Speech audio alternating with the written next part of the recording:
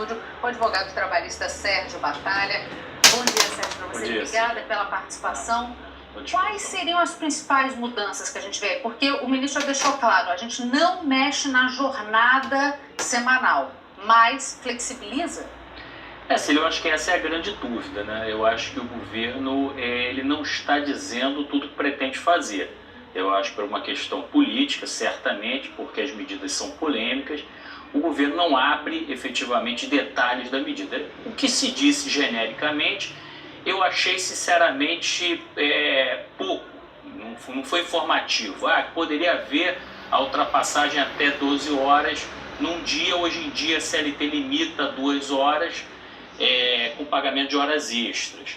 Na prática, já havia eventualmente havia a possibilidade do trabalho em 12 horas, em circunstâncias excepcionais, com pagamento de horas extras. Eu não vejo nisso uma grande mudança. Essa possibilidade da compensação de jornada dentro da semana também já há previsão de banco de horas. Então me parece que o ministro não está dizendo tudo o que ele quer. Porque o que acontece? Há um clamor de uma parte do empresariado, e vamos ser objetivos, para a redução do direito trabalhista mesmo. Quer dizer, o que se quer efetivamente é cortar custo da mão de obra. É isso que uma parte do empresariado trabalhista, é o que parece, uma parte do governo pretende. Só que pelo problema político que isso cria, não se diz claramente o que se quer. Então se anuncia, vamos dizer assim, meias medidas ou intenções genéricas. Essa questão da livre negociação também é uma questão que ela existe, mas o que está se dizendo agora é que essa livre negociação vai poder suprimir alguns direitos previstos em lei. Sérgio, oi, queria te fazer uma pergunta também, porque os argumentos de quem defende uma mudança nas regras trabalhistas é que se elas forem menos exigentes, mais gente vai conseguir emprego. Na sua avaliação é isso mesmo? A flexibilização das regras pode diminuir de uma forma significativa o desemprego? Não, eu creio que não há nenhuma relação, porque o que cria emprego é produção econômica. Você não vai contratar um empregado a mais no seu negócio só porque está um pouco mais barato. Normalmente esse pequeno ganho marginal de mão de obra, ele vai para o lucro do empresário. Mas não há necessariamente uma criação de postos de trabalho. Nunca se viu essa relação em lugar algum. Me parece o interesse do empresariado é um aumento basicamente no lucro, né? Num momento difícil, o sujeito quer aumentar o lucro dele, o governo não quer ceder a carga tributária, então onde está se pensando em tirar? Basicamente se tira do trabalhador. Eu acho que a ideia se você jogar aberto, a ideia é essa.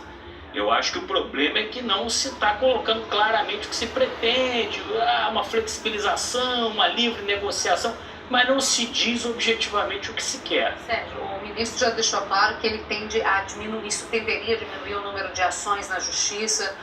A gente tem uma CLT que é de 1940, da década de 40, portanto é uma CLT muito antiga, é uma CLT criticada pelos empresários exatamente por ser bastante paternalista, muito em função dos sindicatos nossos que não são tão atuantes e tão fortes como a gente vê em outras partes do mundo. Eu queria saber de você, se isso mudar, você acha que a gente pode ter sindicatos fortes o suficiente para tentar dar amparo ao trabalhador? Porque o ministro já deixou claro que isso vai ficar por conta de assembleias e da decisão da maioria em vez da decisão em cima da decisão legal, né? Você tocou num ponto muito interessante, a questão da livre negociação com a estrutura sindical de hoje.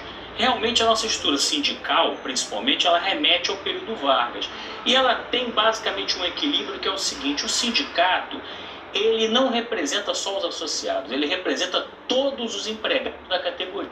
Então você tem distorções, por exemplo, de um sindicato com 200 ou 300 filiados, representando 200 mil trabalhadores.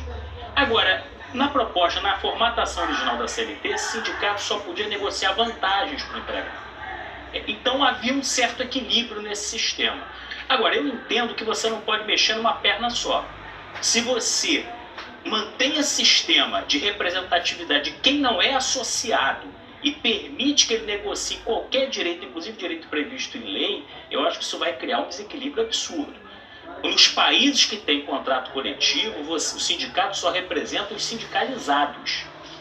E aí você força uma sindicalização em massa. Uma atuação do profissional. Isso que o governo está propondo, vai criar um desequilíbrio. Você pega um sindicato sem legitimidade e põe ele para negociar qualquer direito do trabalhador.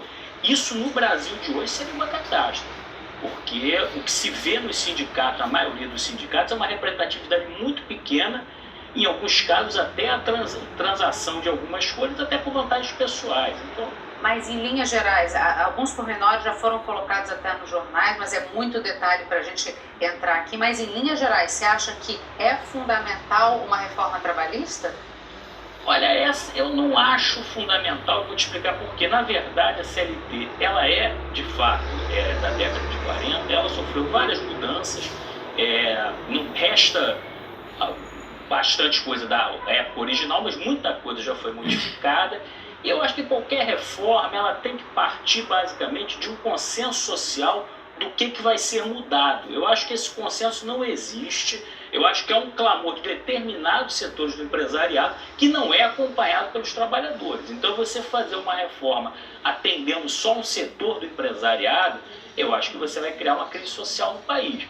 Então, eu acho que você poderia modificar a legislação brasileira. Na verdade, ela é alinhada com a maioria dos países latino-americanos, com algumas diferenças.